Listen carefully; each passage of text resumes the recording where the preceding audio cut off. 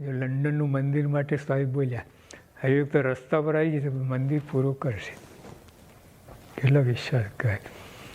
એટલે એક તો વિશ્વાસનો અંગ સ્વામી બાપાનો, દરેક પર વિશ્વાસ રાખીને સોંપી જ દે, પછી એને માથાકૂટ ના કરે.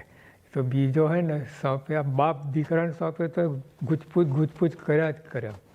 આમ સ્વામી બાપાએ નહીં એને, અને એ રીતે ઘડાયા છે સંતો.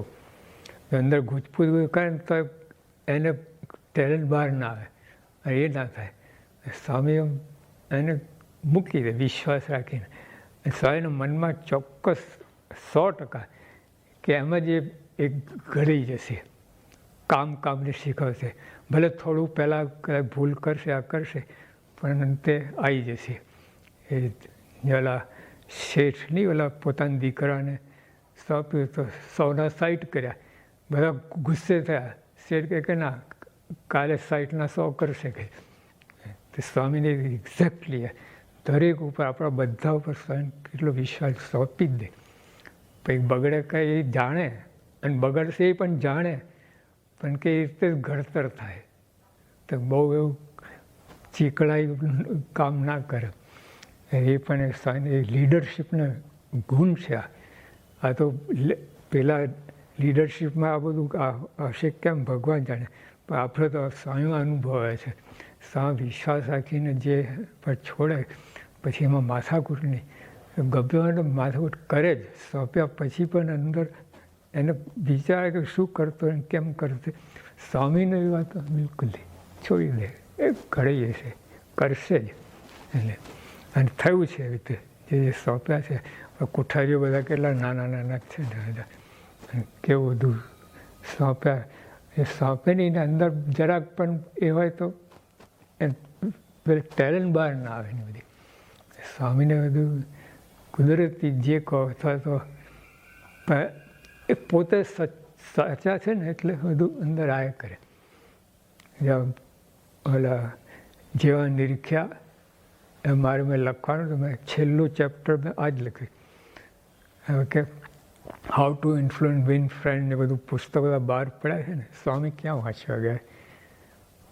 પણ એવા હજારો પુસ્તક એમના જીવન પર લખાય એવું સ્વામી જીવન છે. છેલ્લે મેં લખ્યું સ્વામી બાબા આટલું શીખા કરે, તમે સાચા થાવ, બસ સાચા. ભક્ત હોય, કાર્યકર હોય, સાધુ હોય, જે કોઈ સાચા, બધું જ અંદર આવડશે જ તમને. અને પુસ્તક વાંચીને તમે પોતાનું ઘડતર કરશો ને, બહુ કાચું રહેશે. Anything like gold is never gold, only gold is gold. સોના જેવું દેખાશે ઓલું તમે ઘડતર. How to win and influence friend. ભાઈ સાચી મિત્રતા નહીં, એ બનાવટી, એ ટેકનિક છે, અને આ સત્ય જીવન છે.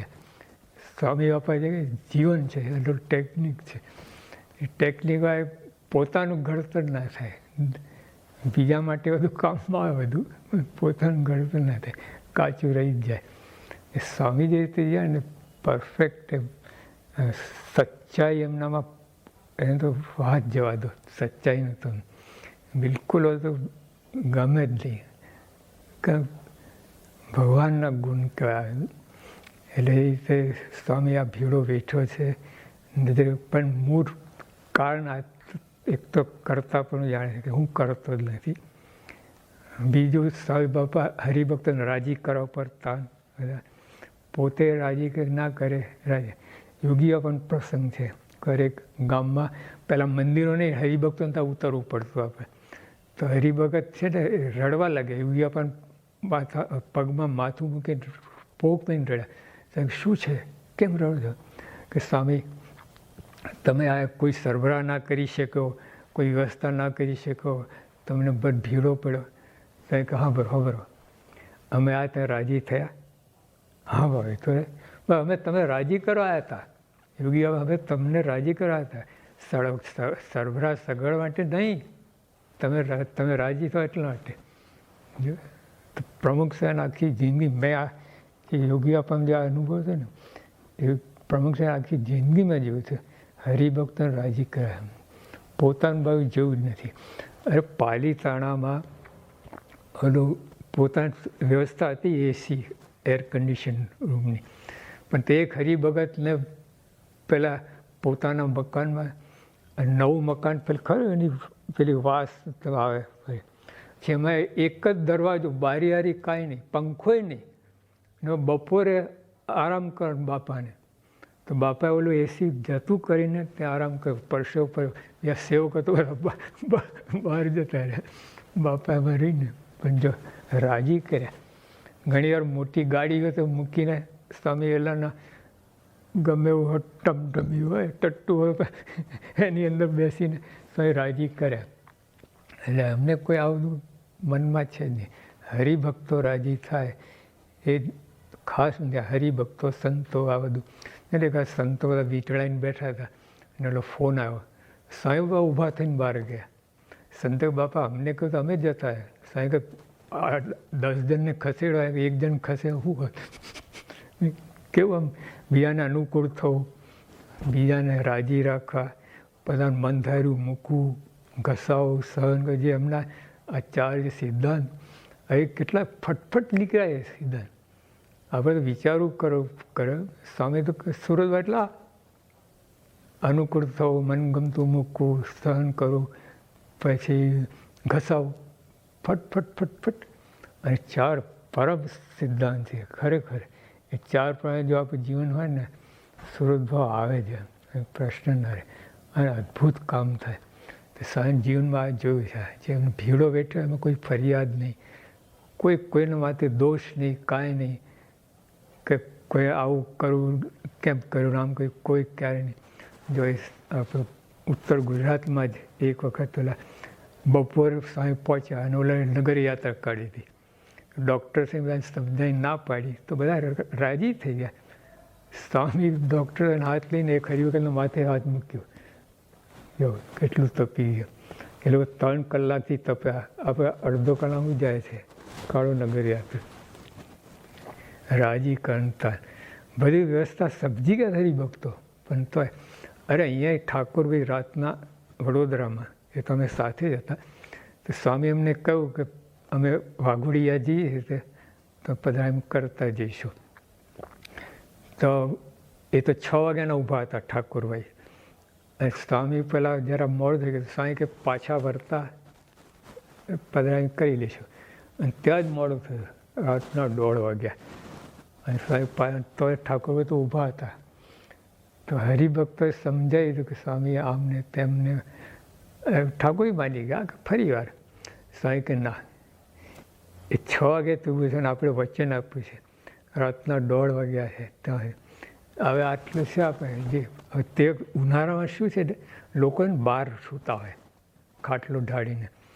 એમાંથી આમ પેલું ત્યાં રસ્તો કાઢ સંતા કુકડી જે રમવાનું, બાઈક કોઈ હરિભક્તનો ખાટલો હોય, કોઈ બાઈક હરિભગત કોને ખબર પડે. તો કોઈ ખાટલાને અડવાનું નહીં રાતે.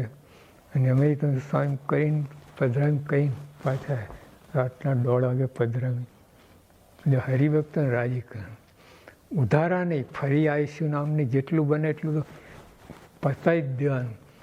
આપણે બધું કંઈ પછી બનતું જ નથી. ઉધારા ખાતું છે ને પછી એ ચૂકતે થતું જ નથી.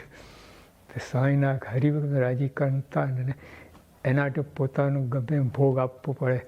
આ સ્વામીનું શરીર બગડ્યું હોય તો કારણ આવે બાપાને. આપણે શરીર બગડે છે ખાવાથી, ઝાપટવાથી.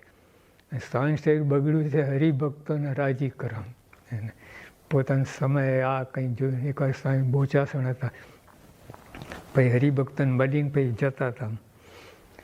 અને તે એક હરિભગત આવ્યા, સાયકલ આવ મળી લે.